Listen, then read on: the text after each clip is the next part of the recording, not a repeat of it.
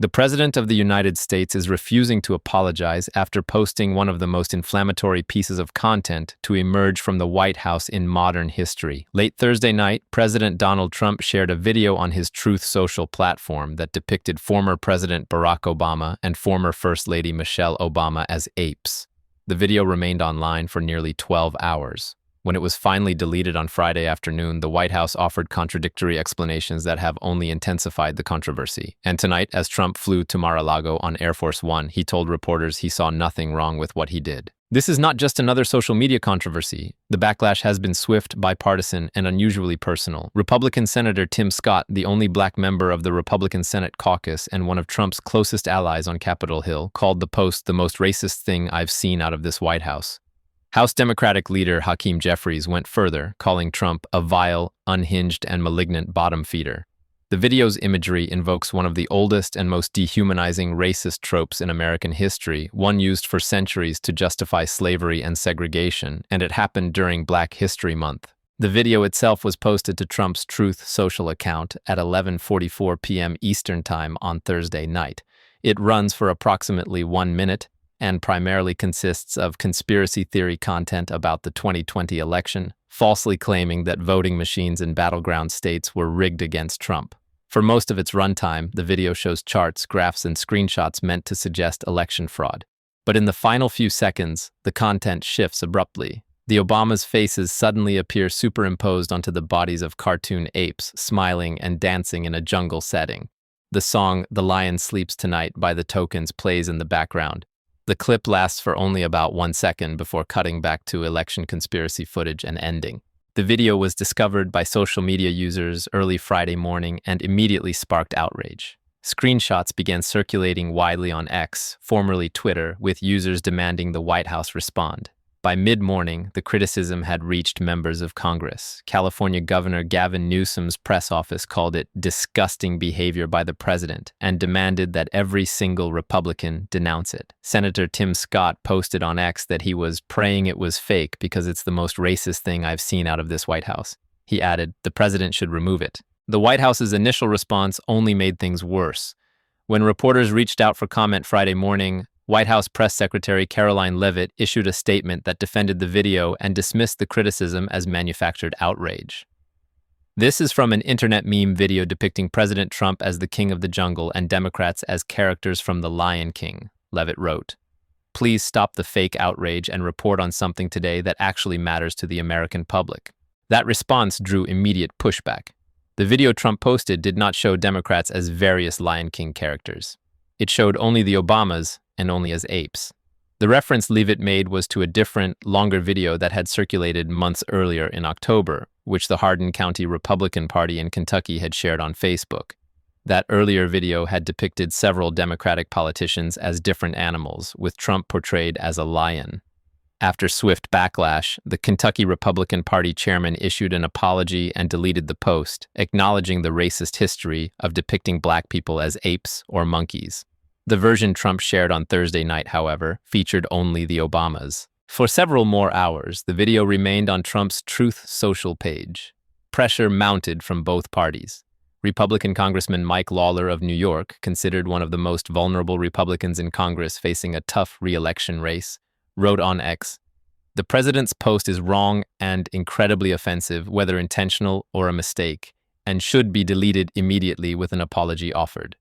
Republican Senator Wicker posted, "This is totally unacceptable. The president should take it down and apologize."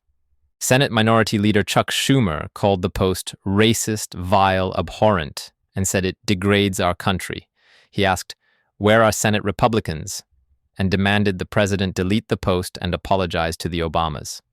House Democratic leader Hakeem Jeffries, the first black leader of a political party in Congress, issued a statement calling President Obama and Michelle Obama brilliant, compassionate, and patriotic Americans who represent the best of this country. He then added, "Donald Trump is a vile, unhinged, and malignant bottom feeder." Around noon on Friday, approximately 12 hours after the video was first posted, it disappeared from Trump's Truth Social account. A White House official, speaking on condition of anonymity, told reporters that a staffer had erroneously posted the video and that it had been taken down. The official did not identify the staffer or explain how the mistake occurred. The explanation contradicted the earlier statement from Caroline Leavitt, who had defended the video as an internet meme rather than acknowledging any error. The contradiction deepened later in the day. According to sources familiar with a phone call between Trump and Senator Tim Scott, the president personally told Scott that the video had been posted by a staffer by mistake and that he would take it down. That call occurred before the video was actually removed.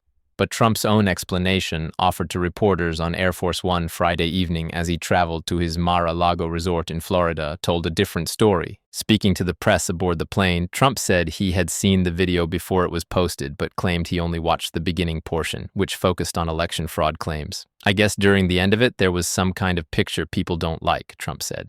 "I wouldn't like it either, but I didn't see it." He added, "I look at thousands of things, and I looked at the beginning of it. It was fine." When asked if he would apologize for posting the video, Trump was unequivocal. "No, I didn't make a mistake," he said. I look at a lot of thousands of things, and I looked at the beginning of it. It was fine." Asked if he condemned the racist portion of the video, Trump replied, "Of course I do," but he offered no apology and insisted the video was taken down as soon as we found out about it, despite it remaining online for nearly 12 hours. Trump's refusal to apologize stands in stark contrast to the swift and strong condemnation from members of his own party. Senator Tim Scott is not just any Republican critic. He is the only black Republican in the United States Senate, the chairman of the National Republican Senatorial Committee, and one of Trump's most loyal defenders. For Scott to publicly call this the most racist thing I've seen out of this White House represents a significant break. Similarly, Congressman Mike Lawler's demand for an apology is notable given his vulnerability in a swing district where any association with racist imagery could cost him his seat. The video's content is particularly inflammatory because it draws on a racist trope with deep historical roots. For centuries, comparing black people to apes or monkeys has been a tool used to dehumanize African Americans. During the era of slavery, such comparisons were used to justify the enslavement of black people by suggesting they were subhuman. During the Jim Crow era and the Civil Rights Movement, the same imagery was deployed by segregationists to oppose integration and equal rights. The association carries profound historical weight and is universally recognized as deeply racist. This is not the first time Trump has shared content involving racist depictions of the Obamas. Last year, Trump posted what appeared to be an AI-generated video showing Barack Obama being arrested in the Oval Office. Later in the year, Trump and members of his administration shared digitally altered images and videos of House Minority Leader Hakeem Jeffries wearing what appeared to be fake Muslim religious attire. Each of these incidents drew criticism, but the latest video has provoked a stronger response, likely because of the explicit invocation of racist imagery. The video Trump shared originated from an account on Truth Social associated with an entity calling itself Patriot News Outlet.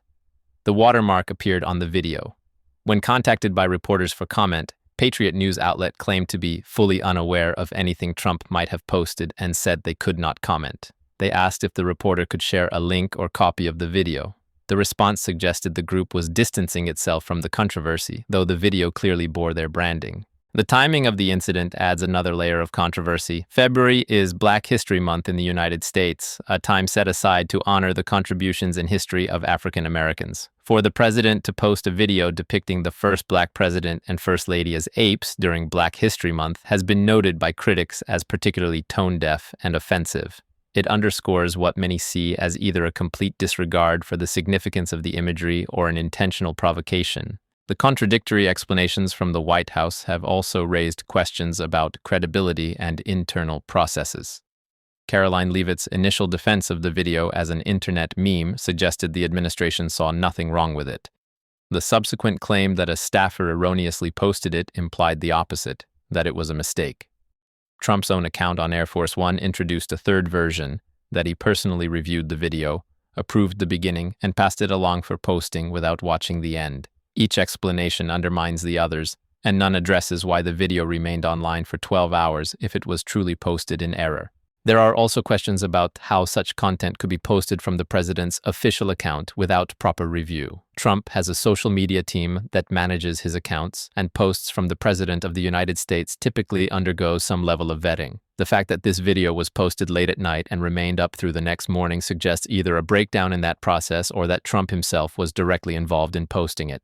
The political implications of this incident are significant. Trump is less than 2 months into his second term, and his approval ratings have been mixed. Controversies like this one risk alienating moderate voters and independents, particularly in suburban districts that Republicans need to win in order to maintain control of Congress. Midterm elections are scheduled for November, and vulnerable Republican candidates like Mike Lawler are already facing difficult races, being forced to defend or distance themselves from racially inflammatory content posted by their own party's president puts them in an impossible position. For Democrats, the incident is a gift. It provides clear, unambiguous evidence of behavior they have long accused Trump of engaging in. House Minority Leader Jeffries' harsh language, vile, unhinged, and malignant bottom feeder reflects the level of anger Democrats feel and the political advantage they see in highlighting this kind of conduct. Former Vice President Kamala Harris, who lost to Trump in the 2024 election, weighed in as well, saying on X, "No one believes this cover-up from the White House, especially since they originally defended the post. We are all clear-eyed about who Donald Trump is and what he believes." The Obama family has not issued a public statement in response to the video. Representatives for Barack and Michelle Obama declined to comment when contacted by multiple news outlets. That silence is notable. The Obamas have generally avoided direct public confrontations with Trump, choosing instead to maintain a level of dignity and restraint. Whether they will address this incident in the future remains to be seen, but their lack of an immediate response may reflect a decision not to elevate the controversy further or to avoid giving Trump additional attention. The incident also raises broader questions about the role of social media in modern politics and the responsibilities of public officials when using these platforms. Trump has used Truth Social as his primary means of communication since being banned from Twitter and Facebook following the January 6th Capitol riot. Truth Social operates with far fewer content moderation policies than mainstream platforms, which gives Trump more freedom to post whatever he chooses. But that freedom comes with risks, as this incident demonstrates. Without gatekeepers or review processes, inflammatory or offensive content can go out under the president's name with immediate and widespread distribution. Comparisons have been made to past incidents involving other public figures who shared racist content, either knowingly or unknowingly. In many of those cases, swift apologies and accountability followed. Trump's refusal to apologize, his insistence that he did not make a mistake, and his claim that the video was fine except for a part he claims not to have seen, set this incident apart.